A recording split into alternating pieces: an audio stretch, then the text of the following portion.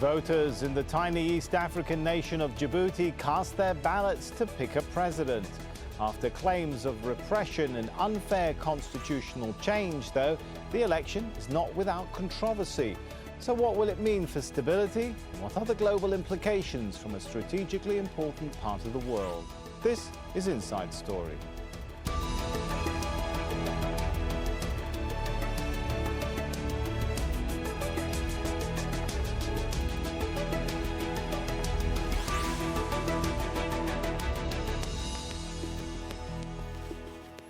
Hello and welcome to the show. I'm Sami Zaidan. Well, it's a country with fewer than 1 million people and very limited natural resources. Yet it's courted by world powers.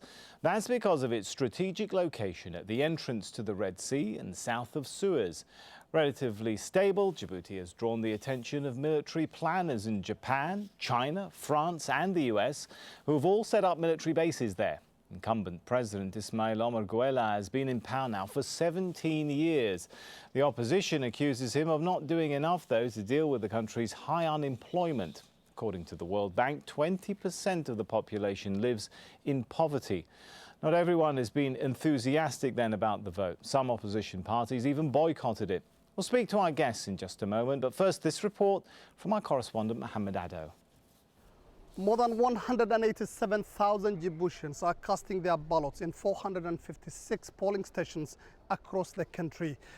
They are electing who would be the next president of this country. President Ismail Omar Guelleh, who has ruled Djibouti for the past 17 years, is seeking to extend his rule for another 5 years. He faces competition from 5 opposition candidates. Now, the opposition here is weak and fragmented. They've also been complaining about police harassment and not being allowed to hold as many campaign rallies as they wanted. They are also saying that they were not given adequate media coverage by the state media, which is the only media in this country. Now, these elections are crucial not only to the future of Djibouti, but also for regional stability, and its effects will be felt far beyond Djibouti's borders. Djibouti sits near the Bab el-Mandeb Strait, an important waterway that accounts for nearly 20% of global exports.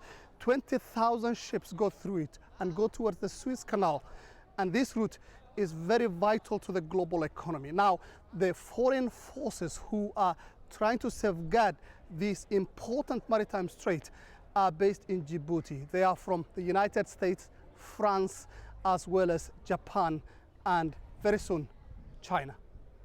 Mohammed Addo, Al Jazeera, for Inside Story.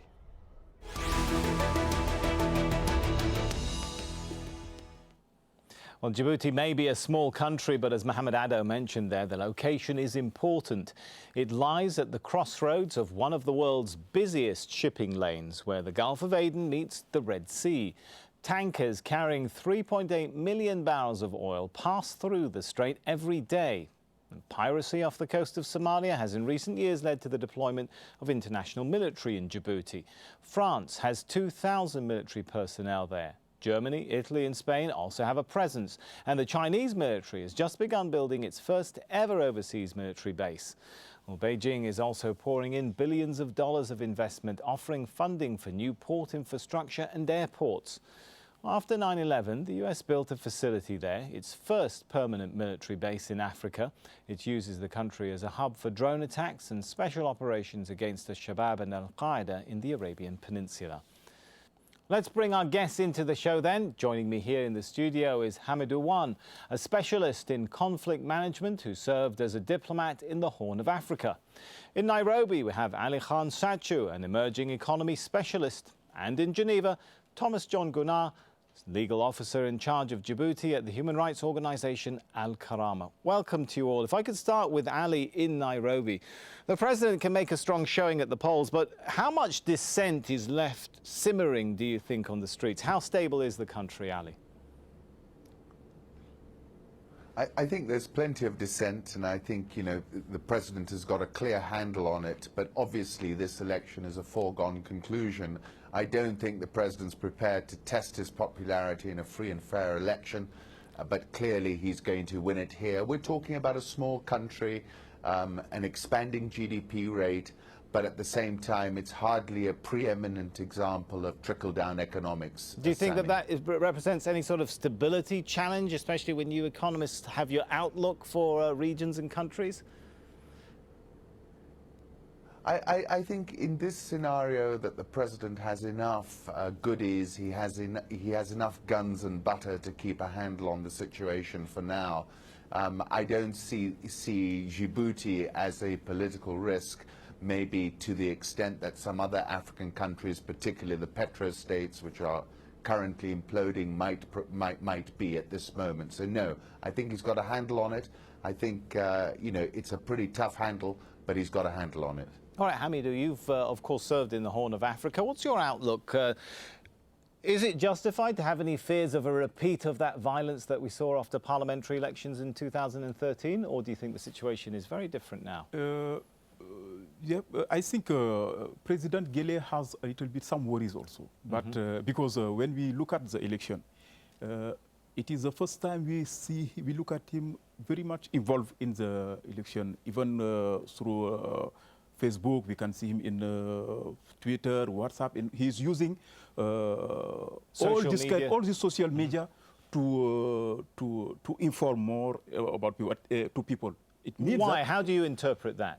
He has some worries, maybe about what he said. It is his popularity.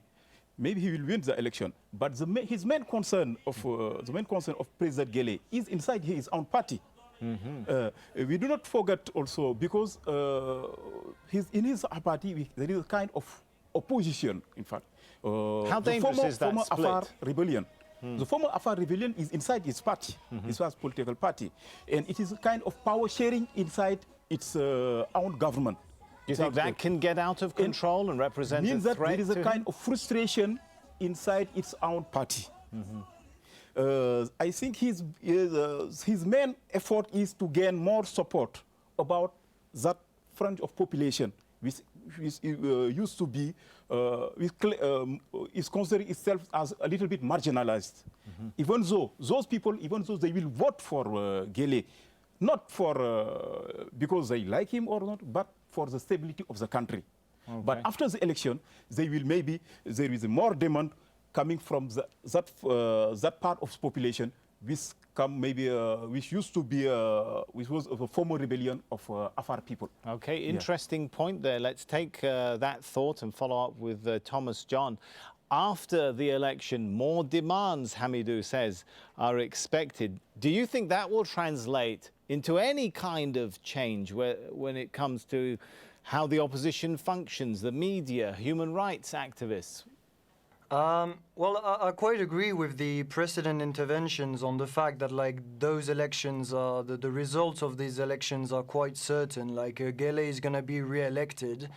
But the fact is that I do not agree totally on the fact that the country is stable for the moment. But the fact is that, like, we've seen in the past months that the... No, it is stable for the moment, but what we've seen in the past months is that the opposition has been demanding more and more from the authorities and to have more space, and which has been refused to them for the moment.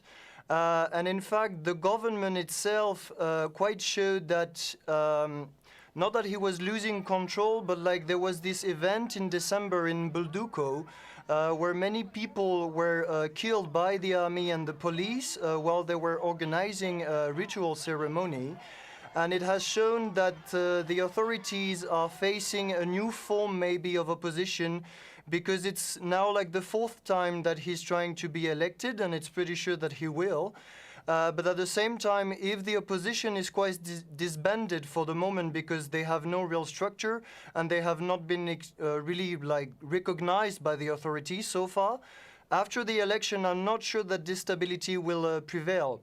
And of course, Western when you countries, say it might not prevail, let's get a little more specific. What is it that you're afraid of, Thomas John, that might happen? Well, what I've heard from my contacts in the field, because we have been documenting lots of human rights violations in the past year, and basically what I've been told is that the youth people of Djibouti are getting a bit like tired of seeing like always the same thing, that like the unemployment has always been the same, that even if there are like more and more foreign investments, and especially of China, as you said it, there is no real change in the economy, and that the country is still continuing on what it was before. And so some people are saying that if the elections continue, well, if Guelleh is elected today and that nothing changes in the months coming, then you might have some unrest after. But I can't be certain, but it's just like a possibility that needs to be taken into account. And I believe that if Guelleh wants to avoid that, he has to open the space for more political opposition, and also for a bigger space for the civil society, because for the moment the civil society is totally inexistent, and it has proved extremely difficult for them to even promote or protect human rights in the country. Ali Khan Satya, what do you think? How much of a gamble would it be for the president to open the political space? I think it's something that he could possibly do, but I don't think, going from his personality, that's something that's likely to happen. Furthermore, his major international relationships are security related, and you tend to find in those scenarios that these very strong superpowers that are operating in Djibouti are not really going to hold his feet to the fire in these matters. So I think there's very little to compel or cajole him to change his path, and I suspect we're going to have more of the same. The key thing about Djibouti, it might be a tiny place the size of the state of Massachusetts, but it sits at the epicenter of one of the epicenters of 21st century geopolitics. If you look at the Bab el-Mandeb, and as Mohammed was speaking, the Gate of Tears, you know, this is one of the few big choke points in the globe. If you read through the document that the US has about the pivot to Asia, it's all about the ability to blockade China from a naval perspective. It's interesting that this is one key choke point, and it's interesting that the Americans have allowed the Chinese to gain a foothold, or maybe they didn't allow it, and this shows that Guelleh is quite able to set his own path, but it still is very interesting. So it's at the epicenter of geopolitics in a fascinating way, and I think that gives him a lot of cover, Sammy, to continue along this approach. I don't see a big change coming the day after the election. Well, since we're talking about what the president might or might not do, perhaps it's a good time to take a closer look at Guelleh. Well, Ismail Omar Guelleh is the country's second president. He was first elected in 1999, taking over from his uncle, Hassan Guled Abtidon, who ruled since independence in 1977. Well, as a young man, Guelleh worked in the police force and rose to become head of the secret police. He was also in government as chief of the cabinet. After his first term, Guelleh won the next elections in 2005 and 2011, but those votes were widely criticised as rigged. Then in 2010, Parliament amended the constitution, allowing the president to run for another term. If we could go back perhaps to Thomas John, you track, of course, human rights, not just in Djibouti, but a number of countries in Africa and beyond. When you compare the situation, I mean, Djibouti is not the only country in Africa where the president has been in power for over a decade, where the constitution has been changed to allow him to extend his rule. But does it seem to you like this Djibouti has escaped the level of scrutiny and criticism that other countries in Africa have been exposed to? I believe it did, because, like, of course, the fact of having, like, all these Western countries who have their military bases in Djibouti have, like, protected the authorities from a big scrutiny. But what we've seen, and I think that the more like the human rights violations were documented, because the main problem for Djibouti was not much that there was no international scrutiny, but it's mostly that like very few NGOs were working on this country because it's so small and it's relatively unknown of people in Europe or even in the US, except of course for military officers. And I know that like throughout the year, Al-Karama really tried to raise the question to the UN, and there has been mounting pressure from the UN on the authorities to better protect human rights. And what regarding sort of the fact that violations are Guelleh common that can you still track, be elected, Thomas John? Well, the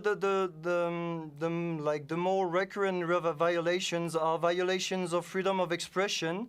As you said, as it was said, I believe in the little report on Djibouti, there's only one official media, and all the independent journalists are repeatedly harassed. They are arrested for a few days, then they're told to stop their activities.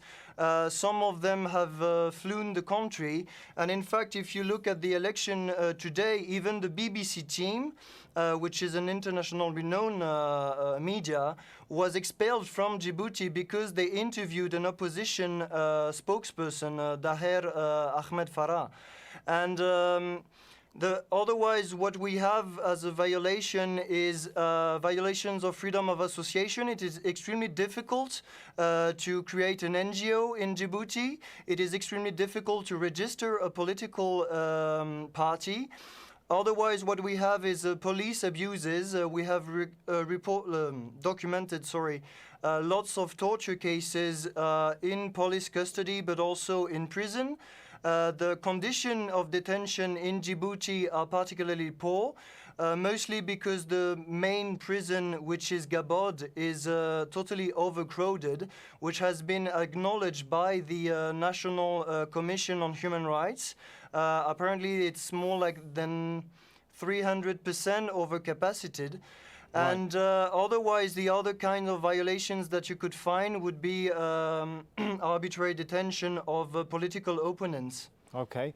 But concerning Gabon prison, I have visited it several times.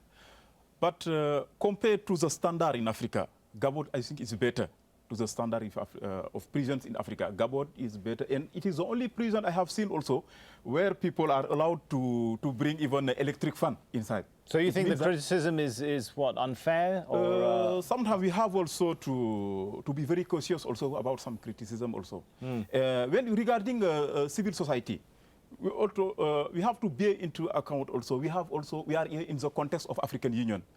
African Union, we have ECOSOC. You know, ECOSOC.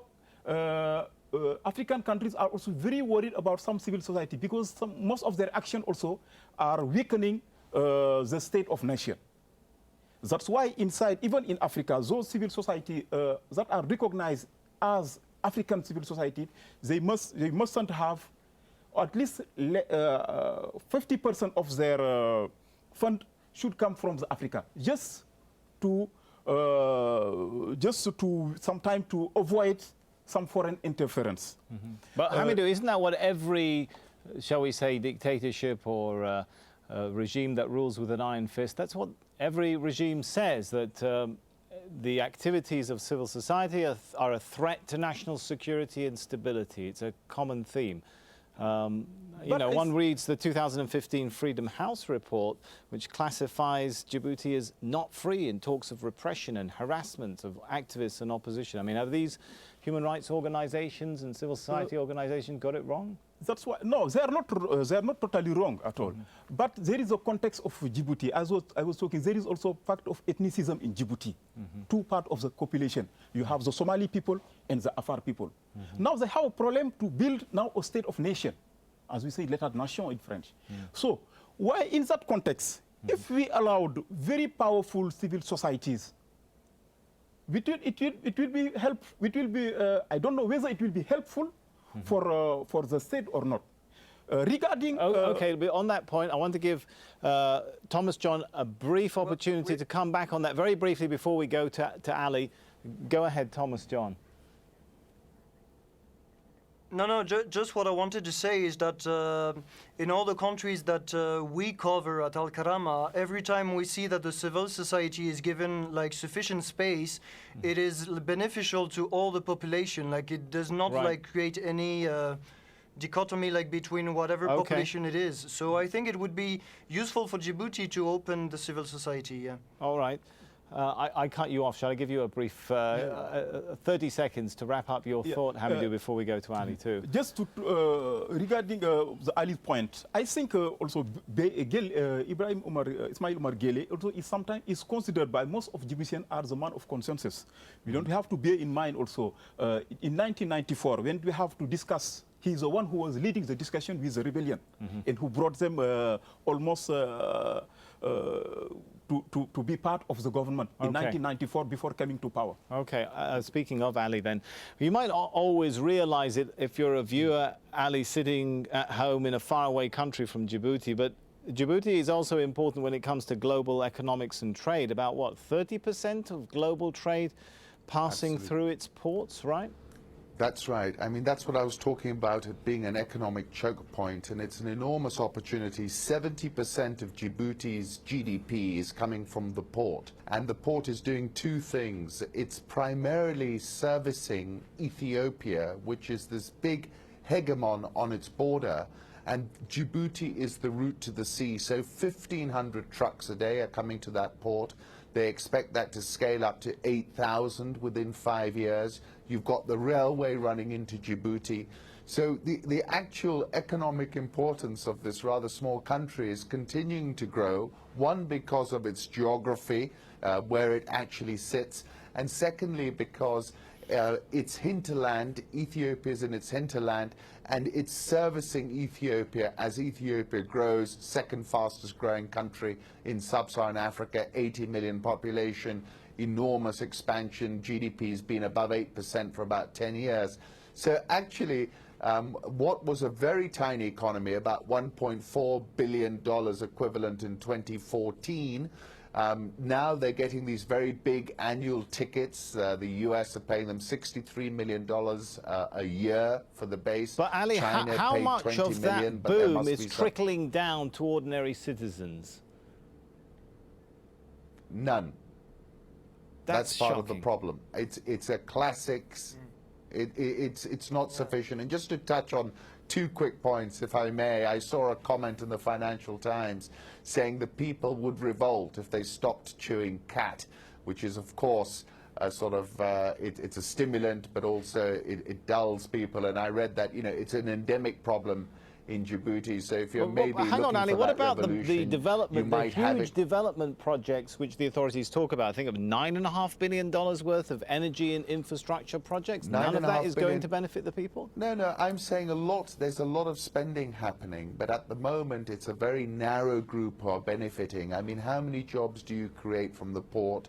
You can't employ everybody. The unemployment rate that you gave out was a very low number. In fact, other people have said it's more around 30 to 40%.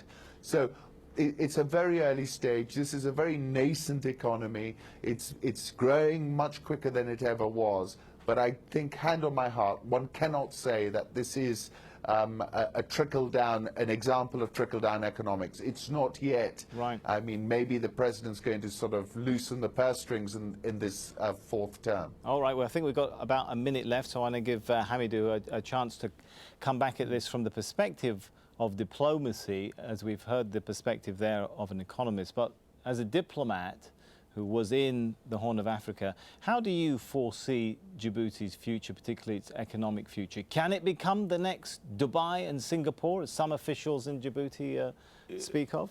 Yeah, somehow I concur with your position of Ali. Dorale port cannot employ everybody, and mainly it is a main activity in Djibouti. The second activity right now, after Dorale port, it is the financial sector. Between 2007 and 2012, almost we have seen a kind of booming of bank and insurance companies. It shows, but some critics also are saying maybe Djiboutians also, they do not care about the origin of funds, where it is coming, because it is a huge amount of money that is coming to Djibouti through those financial sector. But Djibouti has also need to work more to diversify its economic sector, so that to solve the problem of unemployment. All right, I'm afraid we'll have to leave the discussion there. So let's thank our guests, Hamidou Wan, here in the studio, Ali Khan Sachu, and of course, Thomas John Gunnar. And thank you for watching the show. As always, you can see it again anytime by visiting our website, aljazeera.com. For further discussion, head over to our Facebook page. That's facebook.com/AJ Inside Story. Or you can also join the conversation via Twitter, our handle there, @AJ Inside Story. From me, Sami Zaidan, and on behalf of the whole team here, for now, it's goodbye.